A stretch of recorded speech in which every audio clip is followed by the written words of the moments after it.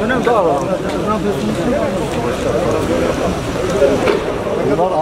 arayan.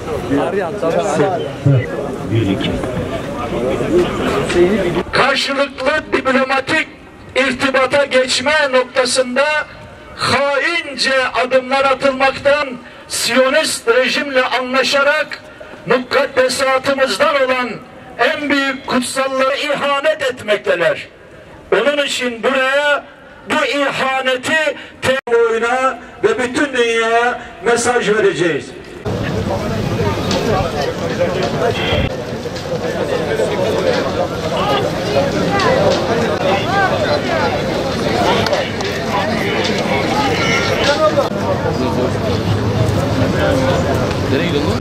Emir ve talimat olduğu için değil, şer'i mercilerin de beyanı, fetvası, hükmü bu yöndedir. Yönünden ciddiye alınması gereken. Onun için mümkün mertebe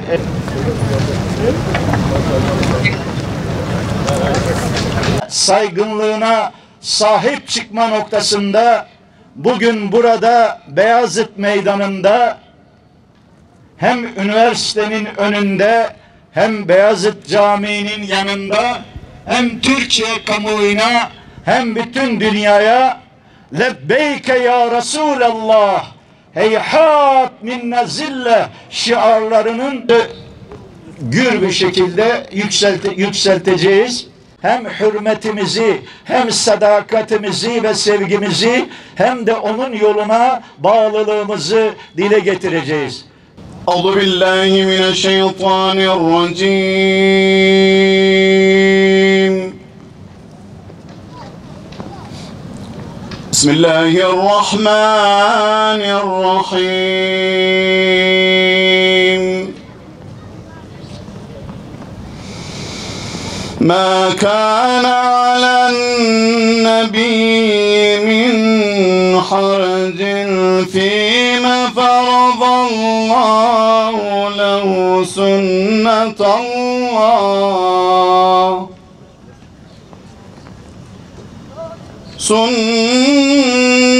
الله في الذين خلوا من قبل وَكَانَ أَمْرُ اللّٰهِ قَدَرًا مَقْدُورًا.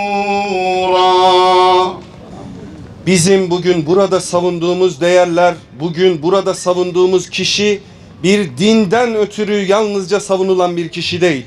Kendisi geldiği dönemde kadın çocukları gömülürken, kendisi geldiği dönemde çocuklar kuyulara atılırken, ırkçılık bir övünç kaynağına dönüşmüşken tüm bunları yıkmaya gelen ve kainatı Allah'ın kurallarıyla yönetmeye gelen bir kişiyi savunmak üzere geldik.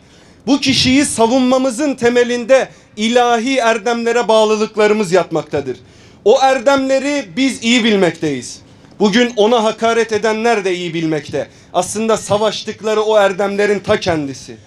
Resulullah Efendimiz geldiği dönemde bütün ahlaksızlıkları ayağının altında çiğnemiş bir peygamber.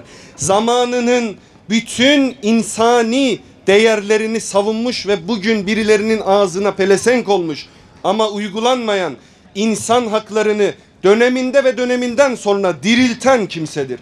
Onu savunmaya geldik. Onu iyi bilmekteler. Onlar da bizi iyi bilmekte.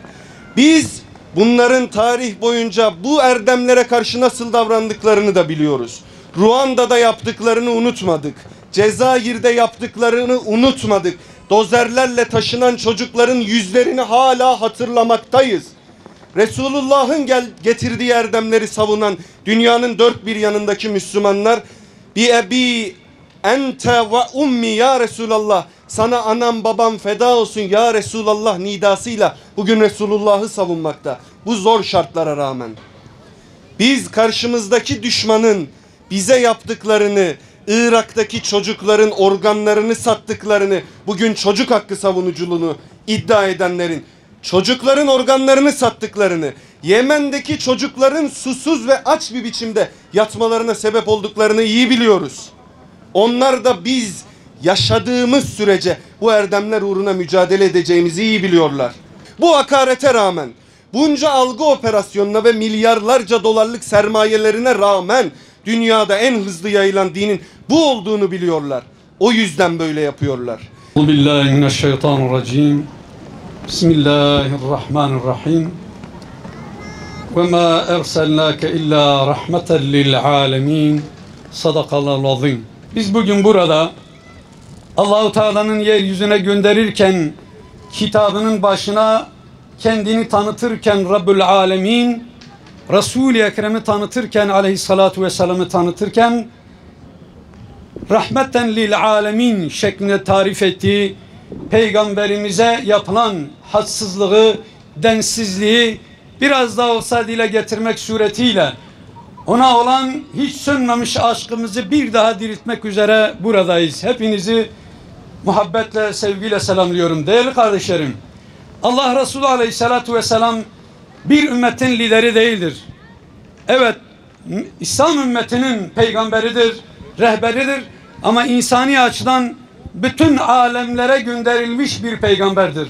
Dolayısıyla bugün bu güneş nasıl hem biz bu güneşsiz olamıyorsak hem kafirler de bu güneşsiz olamıyorlarsa Allah Resulü Aleyhisselatü Vesselam'ın getirdiği misyonu kirletmek, dünyayı kirletmek manasına gelir.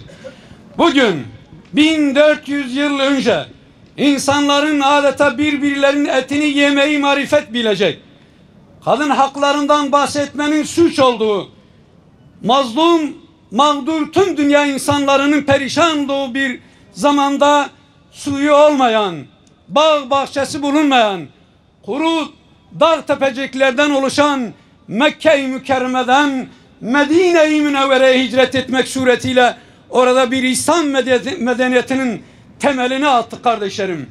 Bugün Batı dün olduğu gibi bugün de hiç medeni davranmadı ve davranmayı da bir türlü beceremedi.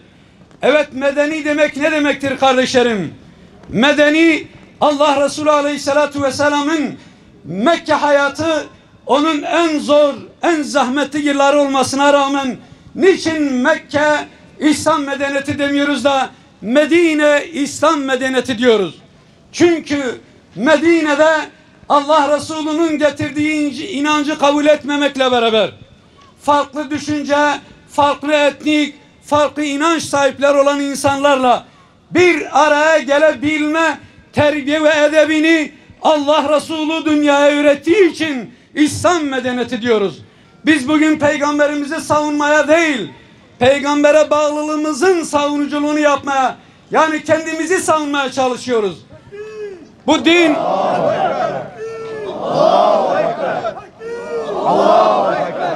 bu din izzetli bir dindir.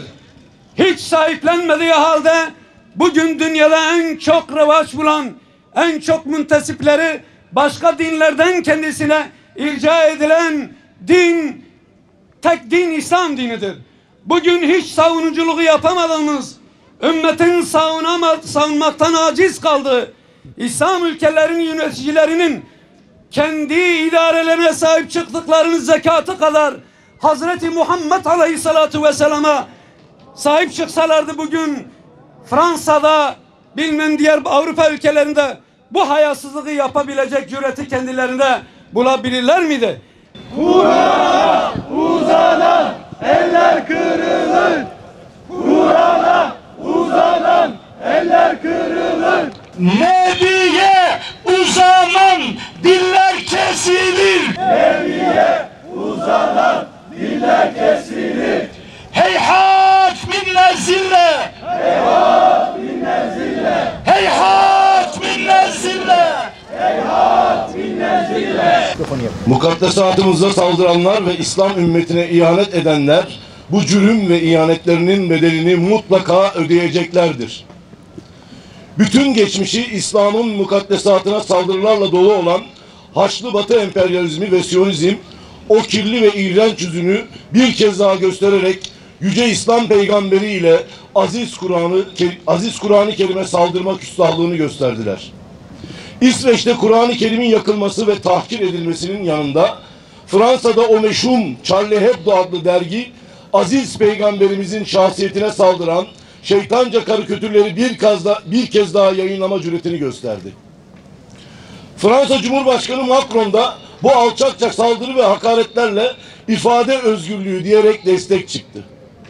Bu Macron adlı boynuzlu şeytanın son zamanlarda gösterdiği azgınlıklar, özellikle de Doğu Akdeniz üzerinden ülkemize karşı oynamaya kalktığı oyunlar onların emperyalist, sömürgeci ve haçlı yüzlerini ortaya koymaktadır. Dolayısıyla hem İslam ümmeti hem de bu ülkenin Müslüman halkı olarak bu boynuzlu şeytanın küstahlıklarını telin ettiğimizi ve ilahi adaletin gerçekleşeceği günleri yakın olduğunu belirtmek istiyoruz. Kahrolsun Fransa, kahrolsun Macron. Kahrolsun Fransa, kahrolsun Macron, kahrolsun Fransa, kahrolsun Macron. Bizler Müslümanız ve Yüce Peygamberimizi bütün varlığımızdan daha aziz, canlarımızdan ve kanlarımızdan, analarımız ve babalarımızdan daha değerli biliyoruz.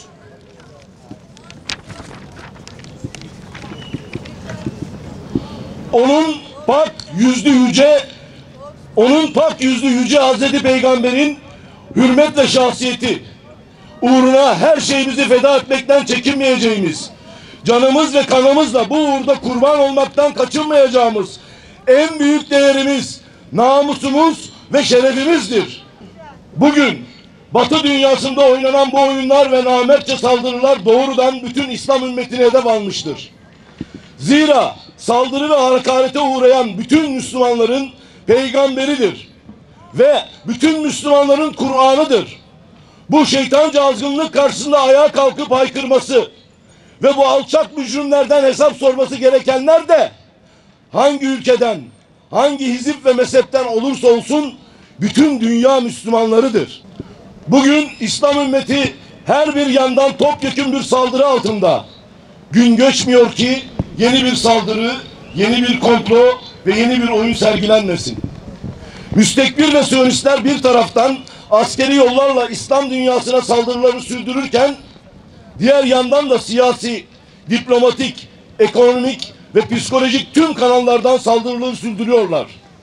Bütün bu saldırıların arkasında büyük şeytan Amerika, Filistin işgalcisi Siyonist rejim ve onların hain suç ortakları bulunmaktadır. Bu saldırılar ortak bir planın ve küresel bir organizasyonun sonucudur. Onun içindir ki bugün yüzyılın anlaşması ya da İsrail ile ilişkileri normalleştirme adı altında sergilenen ihanet ve komplolar ile Yüce Peygamberimize ve Kur'an-ı Kerim'e yapılan hakaretler aynı küresel planın bir parçası olup aynı merkezlerden organize edilmektedir. Hakkın ve adaletin tamamen hakim olduğu evrensel Felec gününde ve Kudüs'ün özgür ve aydınlık şafaklarında buluşmak üzere Muhammed'i velayet hattına, İslam ümmetinin şerefli evlatlarına, yeryüzünün tüm halklarına, direniş cephesine ve Asuman'a kanat çırpan Kudüs şehitlerine selam olsun.